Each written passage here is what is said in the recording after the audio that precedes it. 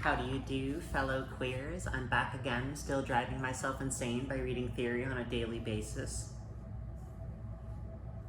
Nah, I'm fine. Anyway, today we're going to be reading Not Fox, Not Wolf, but the Wildcat by Nsambu Suekama.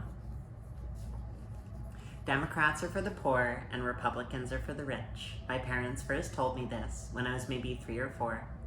There was some kind of uproar about a rigged election then, in which George Bush won the presidency, I think. I was small, and I ain't understand why my parents and neighbors were mad, but as soon as my parents linked our economic struggles to the interests of the Blue Party, it instantly made sense why they were upset. They wanted the party whose platform would extend to us as the working class folk. My parents were the first... How old is this person? Are they talking about, like, Bush v. Gore? When was that? 2004? How old was I? Yeah, I guess I wasn't young. I guess I wasn't old enough to comprehend at that time either. My parents were the first people to discuss class with me. Much of my childhood was in the shelter system, so they often spoke about how poverty came from a structure of neglect and how the economy was set up against us as poor people, and how it intentionally put us in a cycle to get sent to jail or get killed. But I was not convinced of the equation, the schema that they were trying to teach me about which political party could help the poor out. Could the Democrats truly have been for the poor when the majority of the poor I was seeing, myself included, were black, and most of the Dems, like the Republicans, were white? It just seemed to me like both parties actually had a shared interest in white power. My mind was on a racial wavelength at that age. My parents would play recordings from Martin Luther King Jr., and so discussions on segregation were beginning to take deeper shape in my mind. While King was from decades ago, though, the issues he talked about still seemed real to me because they are. Because all the white people I saw were not in my neighborhood. They lived in big houses with lawns and stuff, while we were in infested buildings. What had the Dems, who supposedly supported the poor, done to help people who look like me from being trapped in shelters like I had grown up in, or in smelly projects or underfunded schools? That's the whole redlining thing. That's still today. I grew up in like a 99% white suburb.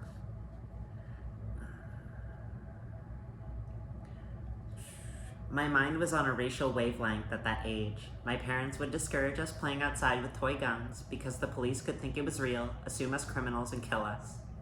All the cops I saw were white. What had Dems, supposedly on the side of the poor, done to help people who look like me from being trapped in a cycle of poverty that put us in contact with police and prisons? My mind was on a racial wavelength at that age. Everyone was bullying me for my gender nonconformity by telling me to act black instead. I got into fights and suffered deep psychological scars and became aware of the harassment that other gender-variant black people had to face.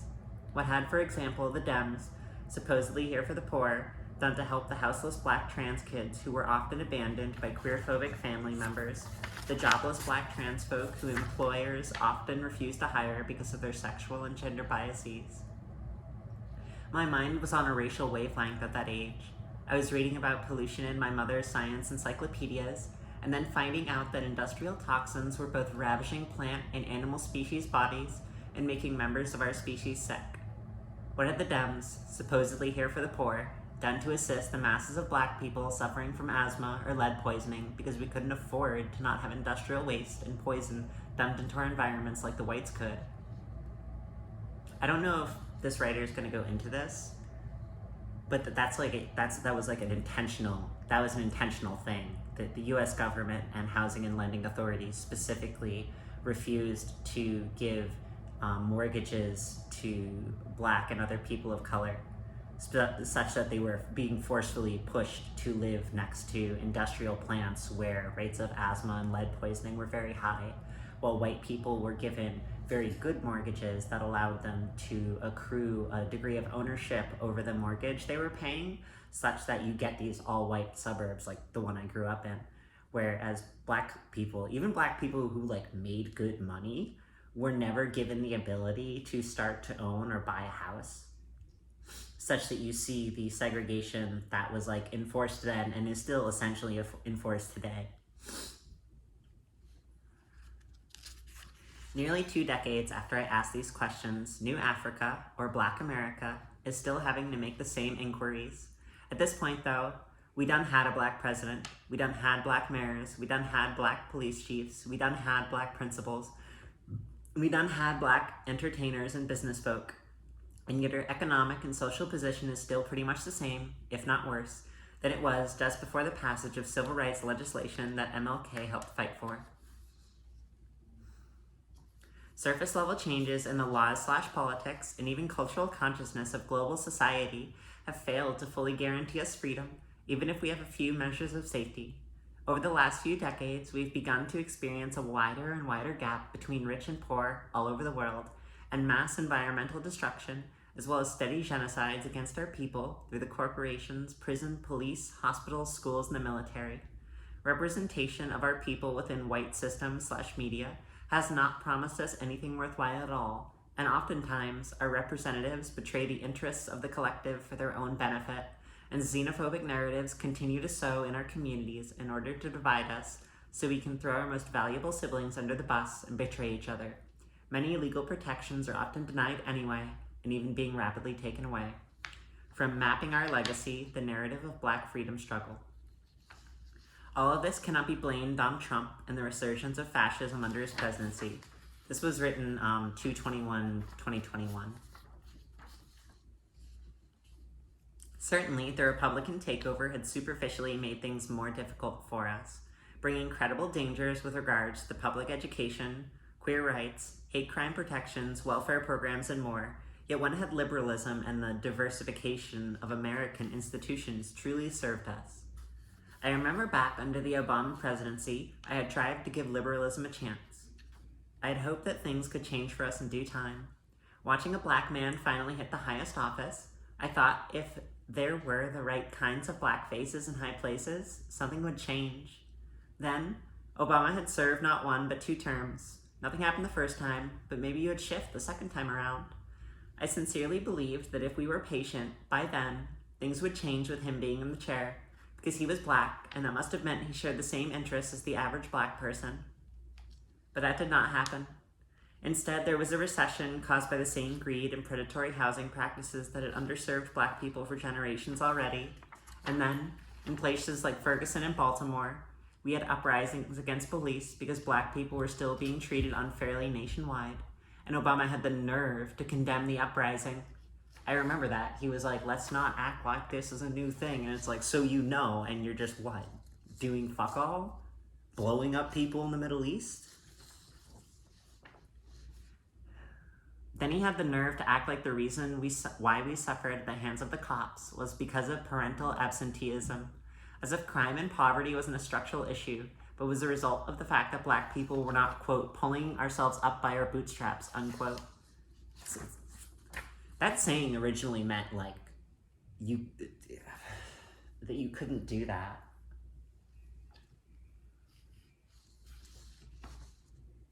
Seeing this from him made me realize that Obama was actually part of something called the Black Misleadership class.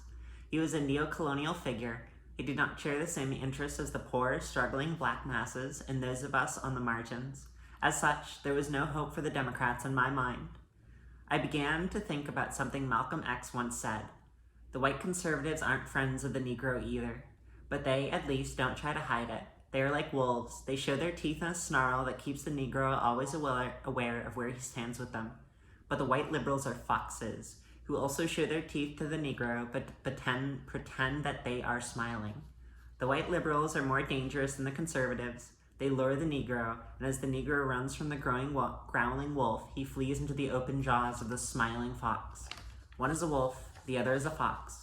No matter what, they'll both eat you. Now we have a new president and another election has passed, and similar ideas about the Democrats as the ones my parents told me years ago are being echoed again, since the Democrats now claim to lead a pallid resistance to neo-fascism. But Malcolm X's words are still applicable to both white Democrats and black ones. As we speak, Democrats are trying their best to appeal to us in racial/cultural lines by quoting our ancestors, wearing kente cloth, claiming our movements on a surface level, all so that they can look like they are on our side, smiling. This especially became true after the huge protests of 2020 in the wake of the death of George Floyd. The rebellious energy had been growing in Black communities' hearts even before the wolves in this country took the White House. And the foxes are seeing that. Just like they see how we are beginning to understand that capitalism is environmentally unsustainable and genocidal against our people. They are aware that governmental neglect, racist health disparities around the pandemic, and the fact that if someone plays them at their own game, they will rewrite the rules for their benefit. All have exposed to the world just how vile the bourgeois economic and state system is. They are scared, and so to protect their material interests, the master has to convince us to believe what we know deep down just ain't true. That their structure can protect and affirm us if we just reclaim it. There's a really good movie called The Spook Who Sat by the Door. And there's a scene in there where essentially the main character is talking to a Black cop. And the main character's like leading a resistance movement. And he tries to get the cop to basically become an undercover and like help the resistance. And Dawson fires back. He's like, I want to protect what I have. I want to keep the privilege that I, as a cop, have attained. And that movie was fucking decades ago, before me or this writer were born by a long time. They are scared, and so to protect their material interests, the master has convinced us to believe what we know deep down just ain't true, that their structure can protect and affirm us if we just reclaim it. It'll only ever protect the most materially wealthy. Again, they are foxes. Behind all their smiles, there's actually a voracious thirst to trap us in their jaws. Behind their promises for relief and respect, there are policies that are just as anti-immigrant, just as carceral, just as anti-sex worker, just as imperial and neo-colonial, which is to say, just as anti-Black, just as violent to the most marginal in society, as the stuff the conservative wolves call for. This is why they will say Happy Black History Month, all while still moving to escalate war against African people, deporting Haitians, and supporting dictatorships that violate the interests of the common people. The Dems want to pacify us so we can quietly let them devour us. In contrast to the KKK and right, eager to consume us openly and proudly. The only hope for the Negro is to realize this, that we are not a passive sheep caught in the US political teeth, but a wildcat who must fight with every snarl and claw against Massa's house and prevent the man from forcing us into a domesticated, servile state. The wildcat, not the fox or the wolf, should be our go-to symbol for political activity. Such activities, the politics of the unruled, the ungoverned, the indomitable, of the revolutionary, even the anarchic, which New Africa must turn toward more deeply if we are to free ourselves of our conditions. The wildcat represents the legacy and undying cultures of radicalism, rebellion, subversion, waywardness that have threatened Europe since they first encroached on African lands. Where the fox is US liberalism and the wolf is US conservatism, the wildcat is the global Black/Pan-African revolution.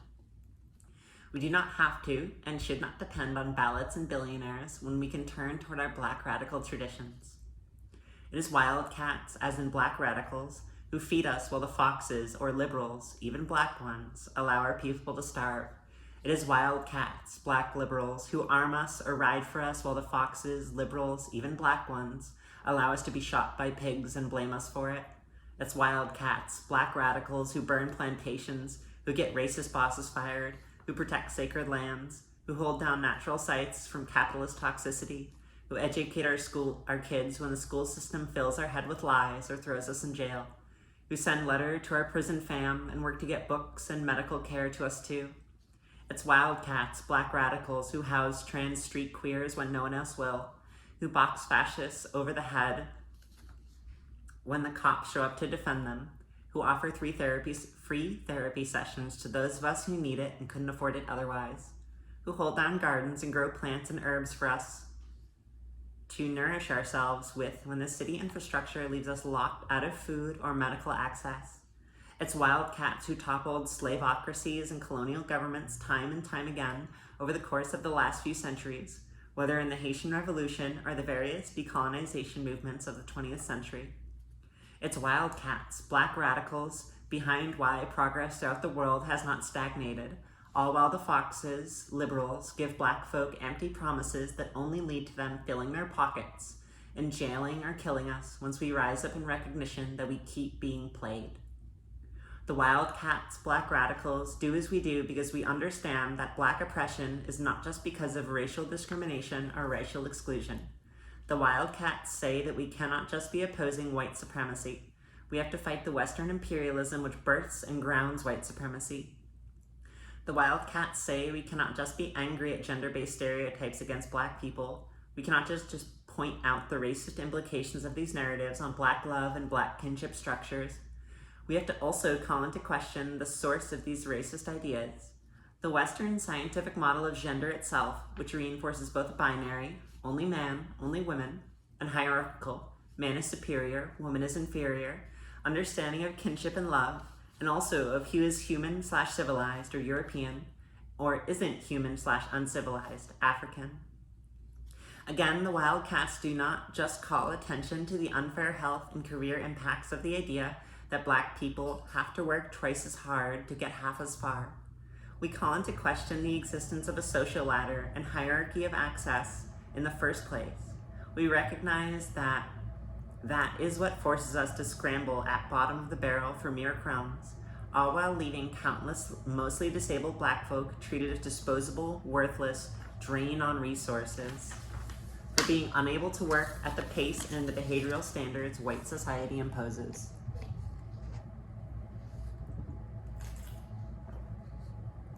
Hi, it's me living in my car. Furthermore, the wildcats do not just condemn the broader racial exclusion of most of our people from participation in the economy that white people can enjoy with no problem. We're also against the modern economy itself because we understand that it will always exclude us, since it fundamentally and continually relies on the global exploitation of our people's labor and lands for the material gain of the capitalist and colonizer nations. The wildcats are black radicals, neither liberals nor conservative. We do not teach people simply to respect and include African black cultures and social formations. The foxes do this, all while refusing to go too far in terms of advocating and fighting for African societies to more fully inhabit the earth in place of these hegemonically imposed European ones. Meanwhile, as a black radical, the wildcat demands both respect for our communities and she fights towards actual decolonization and the right for African autonomy over our communities' food, health, education, defense, and other infrastructure needs by any means necessary. Similarly, since we are black radicals, the wildcat does not ask people to simply acknowledge that the US and its institutions are founded on slavery and genocide. The foxes will do this, but they refuse to admit this violent basis is not a thing of the past, but is an ongoing mechanism of oppression. Slavery was never actually abolished in the US. If you read the constitutional amendment abolishing slavery, it notes specifically that it continues to allow slavery in cases of imprisonment. And if you look at prison statistics, you'd know that the vast majority of people incarcerated are Black, Indigenous people of color who are then legally sanctioned to be forced into slavery. It never went away.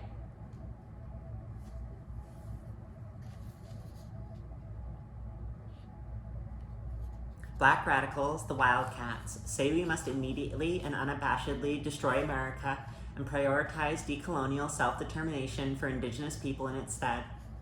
Lastly, as black radicals, the wildcats will never see policing as a problem of just race. Will never say that there just aren't enough black cops, or say perhaps the cops just need racial bias testing, or say maybe we need body cameras to catch individually racist cops in the act and hopefully get them fired.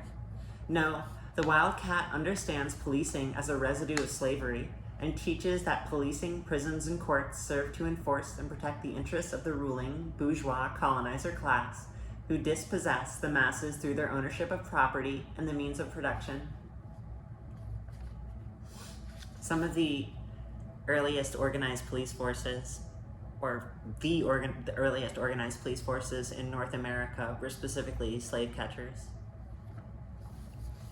When you boil it down from a racial standpoint, you understand that yes, conservative wolves may defend or deny racism, but the liberal foxes who like to critique racism actually downplay racism.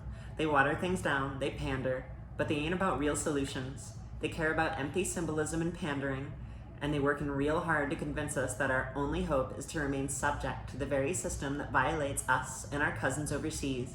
They refuse to let us put in that work toward the abolition of the system which produces and is enhanced by racism. Its material basis, which is Euro-capitalist, ableist, cis, hetero, patriarchal society. But the Wildcat asks us to do as Fannie Lou Hamer and Angela Davis say, to start grasping things at the root. We say that the poor, queer, trans, disabled, black masses have no allies in the white bourgeois power structure, even if the powerful is melanated or has been given an honorary black card by petite bourgeois skinfolk. We must listen to Wildcat wisdom. We must study black radical traditions of Pan-Africanism, queer trans liberation, Afro-anarchism, black feminism, abolition, etc., and build concrete networks of solidarity and study and mutual aid with our black siblings, both domestically and across the world. Join a revolutionary organization or some other formation of freely associating radicals. Develop a culture of consciousness raising, movement building, militancy, and care work. Realize that there is no savior within the American empire.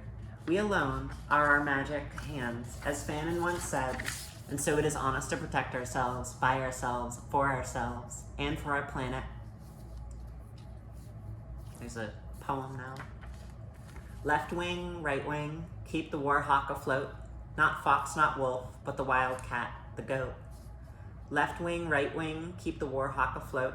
Not fox, not wolf, but the wildcat, the goat. So get off the grind, get on the prowl, be the wild thing man cannot house. Said get off the grind, get on the prowl, be the wild thing man cannot house. From the street queer anarchata defenders. In loving memory of El Haj Malik El Shabazz, the beautiful man also known as Malcolm X.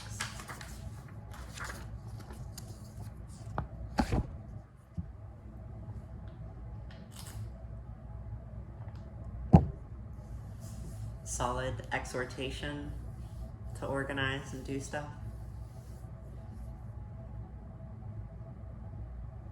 I don't have a lot of thoughts on it. I like what it was communicating. It's things I've read before, so I don't have like new thoughts in relation to it other than like some of the context I offered while reading. I guess I did notice it said join an organization, and I'm having